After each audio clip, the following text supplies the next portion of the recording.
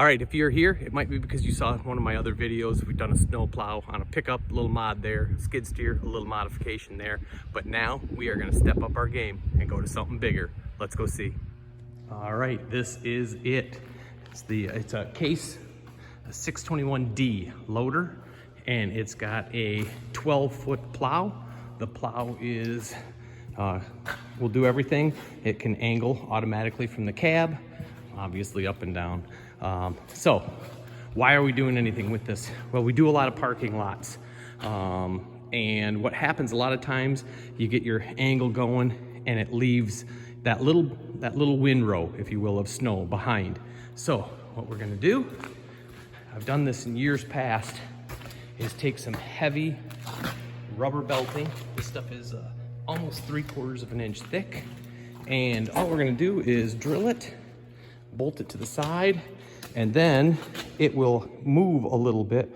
It will open up as you're plowing. If you angle all the way, it will still let snow spill out. But when you go back to clean up, it works real good at scraping up that little bit and holding it in, as long as you don't have the whole blade filled with snow. So, like I said, let's get going. We'll drill some holes, get this mounted up and see how it works. All right, so the first thing you wanna do is make sure your blade is kind of at the angle. You can see this will go down quite a bit further, which would change this angle. So get the blade where you want your cutting edge, because then when you set your rubber belting on the ground, it'll be square, so it'll do a good job cleaning up. There we go. You can see that one's on. This one is on. I just have 3 bolts currently holding it in place. I don't like to get them too long because then it gets way too much pressure and wants to tear the belt. Like I said, this is almost 3/4 inch belting, but it will tear. And depending on how old the belting is, it will also tear easier. One other thing I should say is the other reason we don't just have these welded on or use a snow box that you see for a lot of parking lots is because we also do a lot of roadways with this.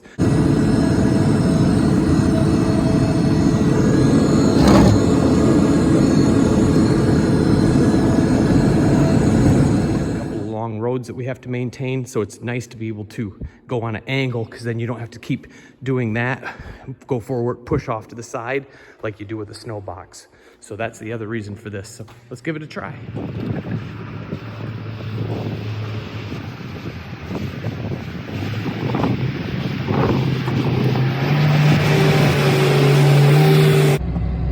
Okay, so we'll just say it's around 4 to 6 inches, but this is after the sun has been on it for a couple of days. So it's really settled this snow down. So it's pretty hard.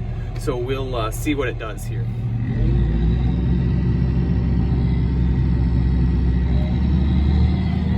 So you can see over there, see how when you get into heavy snow, the wing will kind of pop back out of the way.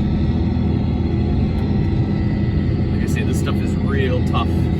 The other one probably folded in. All right, so that's enough. Let's back her up.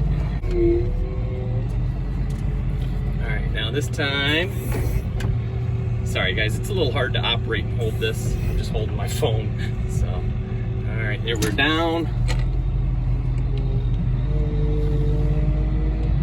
So that time I kind of rolled into it a little bit. Let's watch over here. Oh, she's definitely digging in.